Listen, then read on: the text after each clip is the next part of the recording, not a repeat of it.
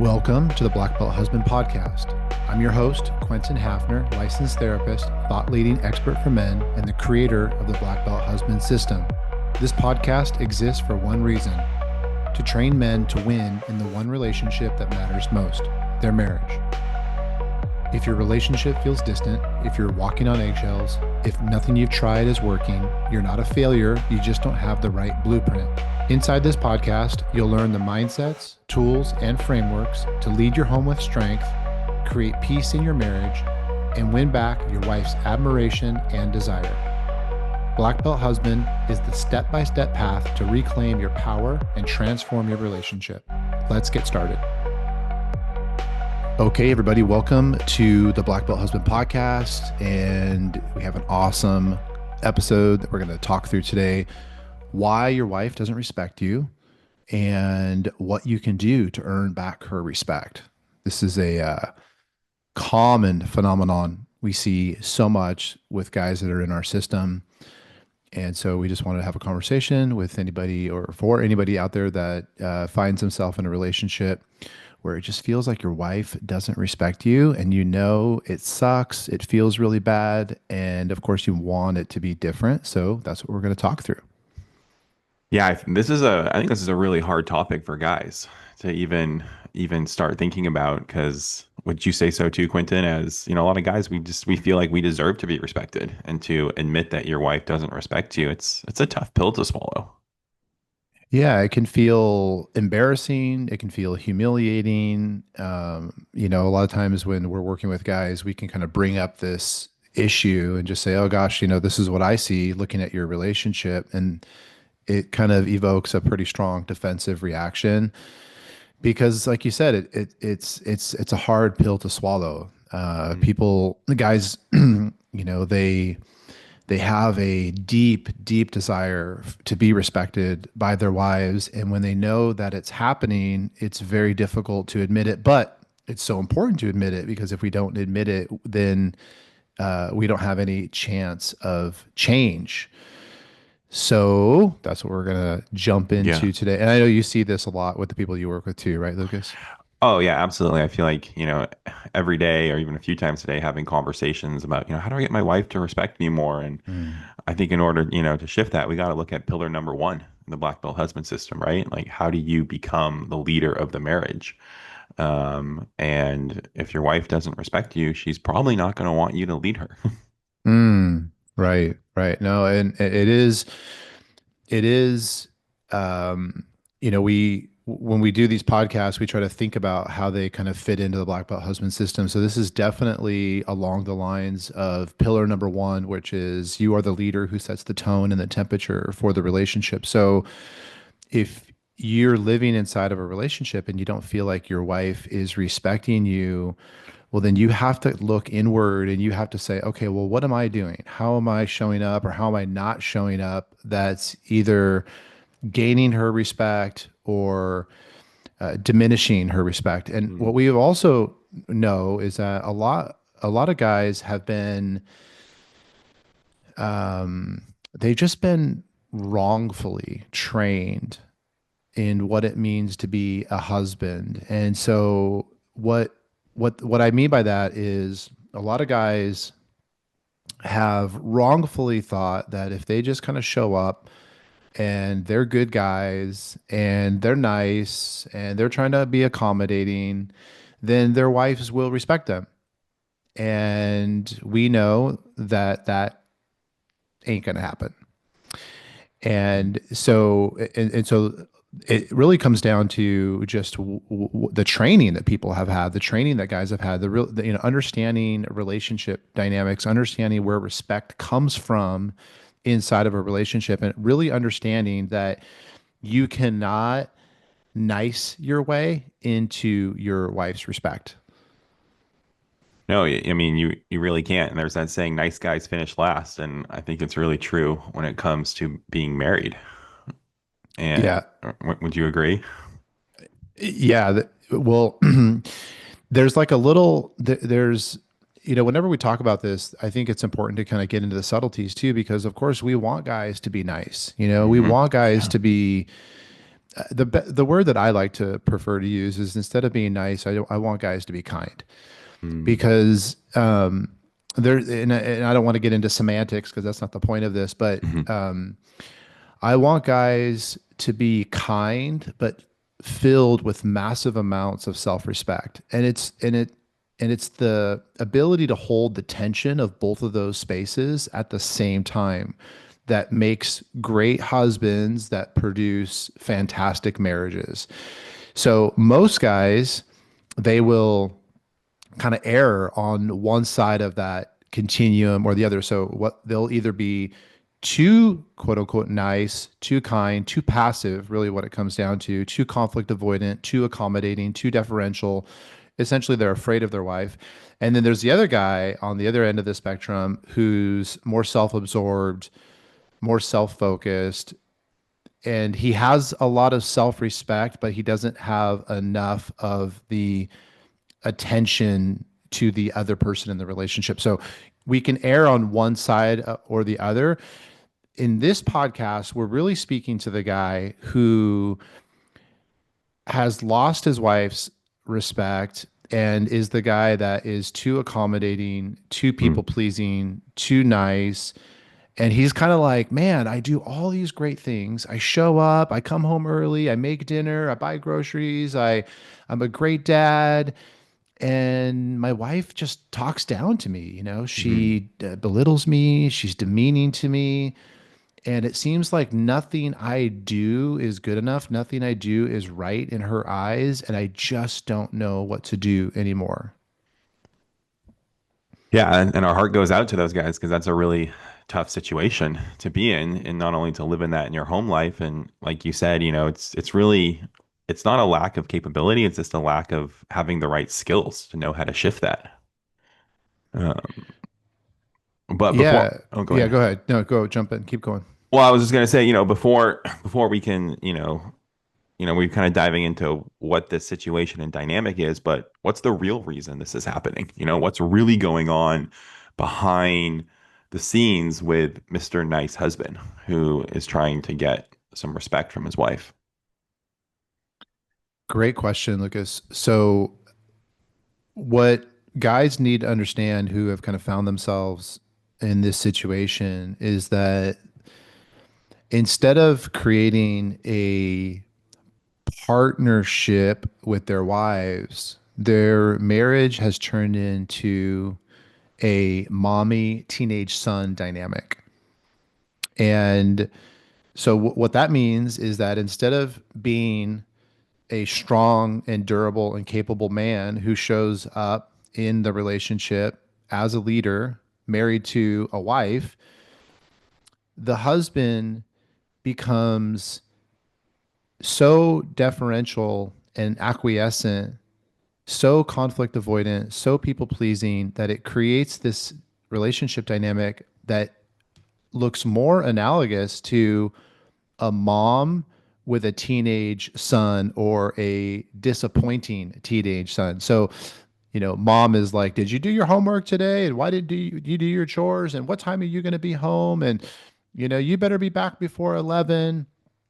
And the guy, the husband in that situation, is trying to essentially jump through all these hoops to avoid getting in trouble. The guys use that language when they talk to us. They say, "I feel like I'm always in trouble." So they're trying to avoid getting in trouble. And the wife in that scenario feels massively resentful because she doesn't want to be married to her teenager. She wants to be married to a strong, durable man. And so both people lose in that relationship dynamic. The wife feels resentful, and the husband feels resentful too. It also kills it kills attraction, it kills sexuality, it kills intimacy, it kills everything good, because the truth is nobody wants to be married to their mom, and no wife wants to be married to their teenager. And so we have to call it out. We have to call that relationship dynamic out and say, ugh, that sucks. You guys have co-created this relationship dynamic that mirrors a mother and a teenage son. But the good news is that we can change that relationship dynamic with just one person. We don't need both people to do anything. We just need one person, and this is where we put a lot of pressure on men and husbands in a relationship. We just need the husband to step into that leadership role, get out of the teenager role, and the relationship dynamic will naturally start to transform. Yeah, I just wanted to comment, looking at this mommy teenage son dynamic, I think it's probably one of the most powerful things that men and guys can do, just in their psychological journey of going from boy to young adult to man. And really what we're dealing with is looking at that boy psychology that, there's remnants in us all. But what we're talking about here with this, Mr. Nice Husband and, wanting to get your wife to respect you, it really hits the heart of it, like Quentin so eloquently put. And so with that being said, if there's some, I know there's some guys listening and they're going to feel drawn into it. It's confronting, it's convicting. No guy wants to admit that they treat their wife like their mom. But if your wife was listening to this, she'd probably be tapping you on the shoulder, going, "That's what I'm talking about." Just like a good mom would. Yeah, just like a good mom would, right? And it's so frustrating, and on so many levels for both people. But so I guess it's two questions. One, the guy who is listening to this and resonating with this mommy son dynamic, what is your advice to him? Okay, so there's a couple things that maybe we'll talk through when it comes to the practical change, like start how to start kind of getting out of this trap because it really is a Hmm. trap. Okay, so the first thing that comes to my mind is really understanding that other people, other people's respect of you will be determined by how much you respect yourself. And this is where a lot of guys don't understand this concept. And so what if they're in a relationship and they don't feel like their wife is respecting them, they focus on ways to get her respect. And so they might say something like, you need to respect me, or why don't you respect me? Or they might, try to do more nice guy strategies to try to get her respect. And in the process of doing that and focusing on that, you actually diminish her respect. So this is where it becomes so counterintuitive. So if you want your wife to respect you, the very first starting place, the very first question to ask is, how much do you respect you? And a lot of guys will say instinctually, they'll say, well, I do respect me. Then I'll say, okay, cool. Let's start looking at your life. Because if I start looking at your life, I'm going to find so many areas in your life where actually that's not true, where you stopped respecting yourself. And then so your wife doesn't respect you because your wife is only going to respect you to the extent that you respect yourself. And so, one way this shows up, something that we teach guys, is that if you are ever at a crossroads in your relationship and let's say you want to do something or you need to do something and you know that in the process of doing something, maybe your wife is going to get upset, but she will respect you for it. We always have to lean towards the decision that will earn the respect. Mm. So we could use a lot of different examples to, illustrate this. So let's say, for example, you have a personal standard that you like to work out or that you will work out every day. And so you say, okay, well, I'm going to go to the gym. And your wife says, okay, well, you can't go to the gym. That's really inconvenient. We have this and that. And you say, okay, well, I'm going to still make a commitment to going to the gym, even though it's going to frustrate her. She's going to get mad about it. She's going to want to engage in conflict around it. And so she's not going to like you for going to the gym, but she's going to respect you for going to the gym. And that is the giant fork in the road that so many guys don't understand is that, and so what most guys do that are in this situation is they keep making decisions to get her to like them, but it comes at a cost of her losing respect for them because there's lots of decisions that we're going to make in marriage and throughout life where we can't get both. We can't be liked and respected at the same time. And if we ever are in a decision tree where we are not sure which way should I go, should I try to earn her approval and being liked, or should I do something that she may be upset with me, she may not like what I do, but I know that she's going to respect it. We always have to lean towards respect, and that's kind of a mantra that I live by. And that doesn't mean, like using the gym example, that doesn't mean that you can't negotiate or you can't be flexible. It's not about being rigid. Well, I'm just going to do what I want. No, it's not. That's not the point. The point is that there's going to be moments in life where you have to understand that she's not going to like your choices, your behaviors, your decisions, but she will respect them. And guys get so confused by this because they are thinking, oh my gosh, I don't want her to get upset. I don't want her to get angry. I don't want her to get agitated. I don't want her to, start an argument with me. And so they lean so heavily into focused they lean so heavily in their decision making on being liked, but it comes at this incredible cost of losing her respect. Oh, and it's really hard because it's a catch 22 for guys in that situation because you feel like if you're going to pursue being respected in this, that initial response of you feel like you're going to get rejected by her and she's not going to like you. So, And it right? also kind of, yeah, and it also taps into a lot of guys' fear of conflict and conflict Yeah. avoidance Yep. because, she's going to get upset, she's going to get angry, and then the guy's like, that's going to make me really anxious. I don't want to Hmm. deal with that. And so they just become deferential and they say, okay, well, don't worry about the gym. I'll just stick around to make sure Right. you like me, to make Make sure sure. you're not going to get mad at me.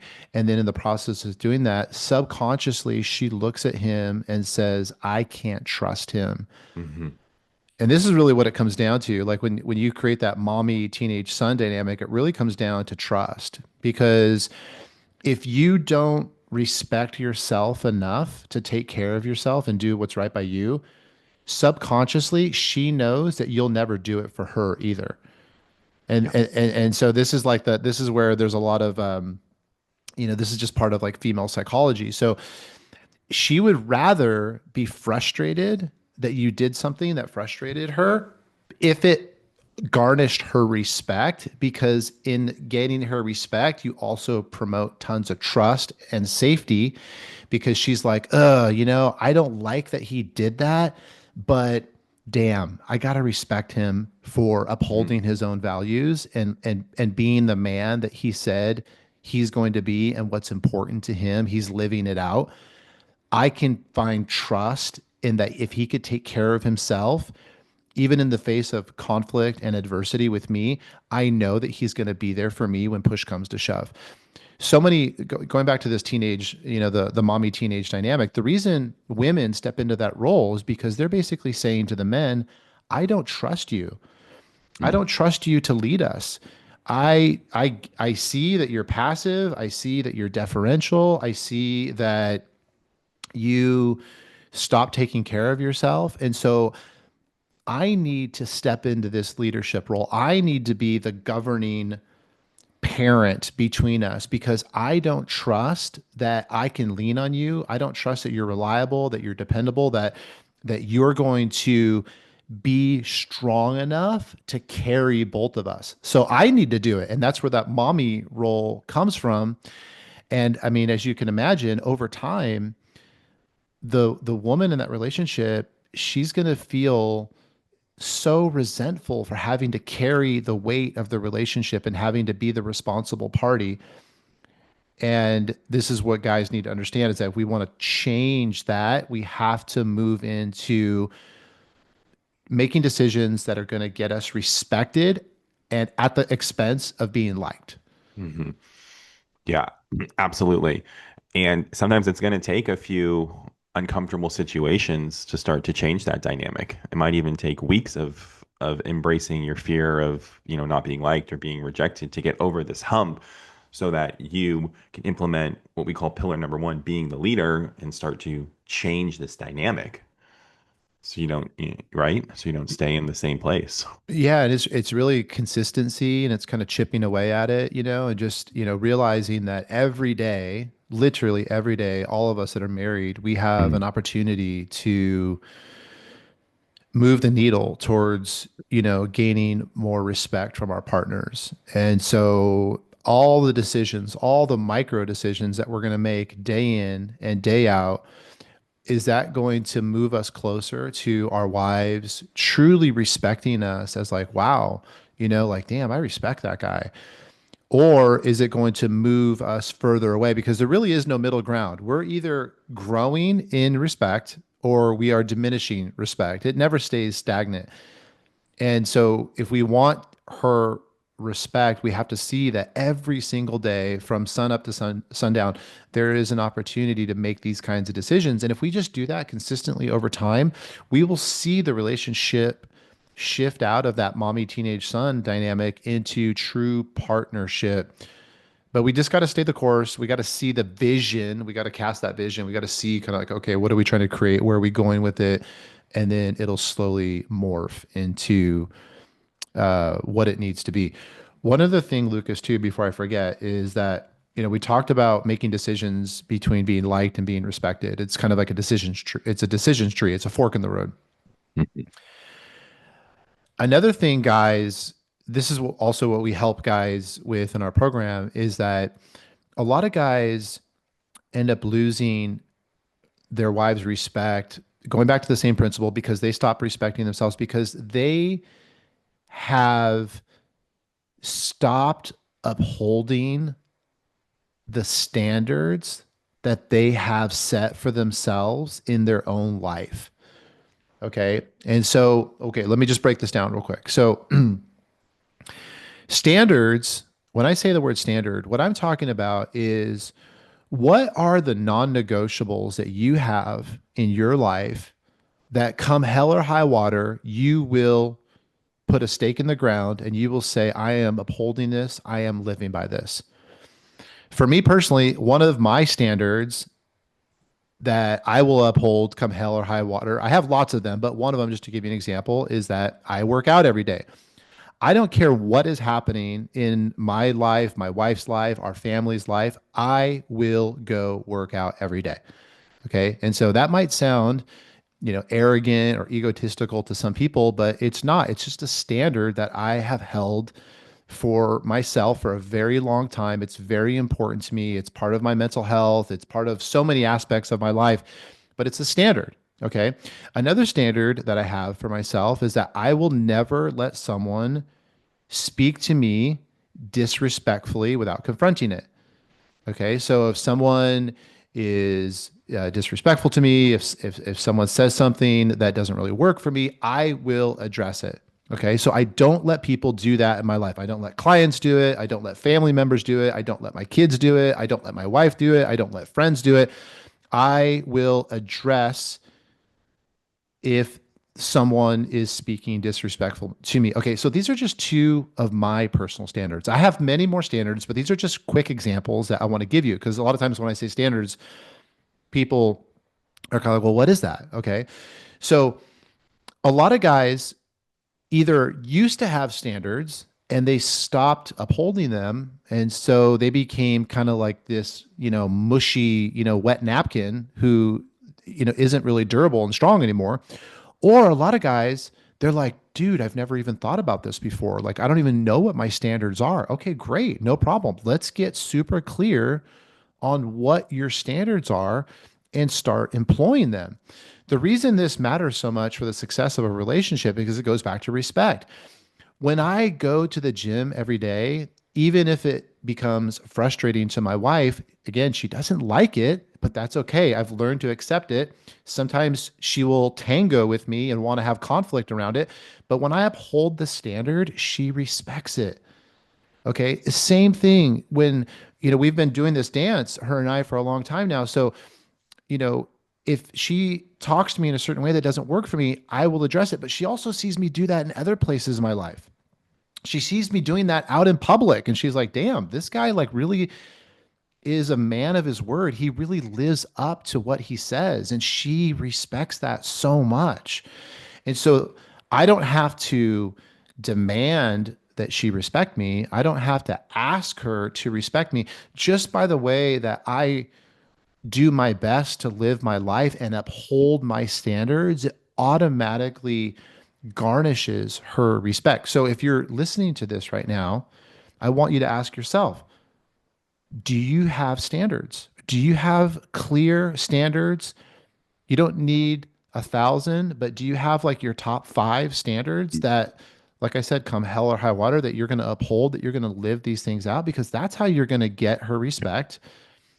And if you don't have those standards, I want to say that it's okay because again, it's training. Nobody ever taught you to have these standards, but we got to spend some time thinking through what are these standards? So what are the standards that you're willing to uphold for yourself? Because remember, other people's respect is a derivative of your self-respect. So the standards are about you, they're for yourself.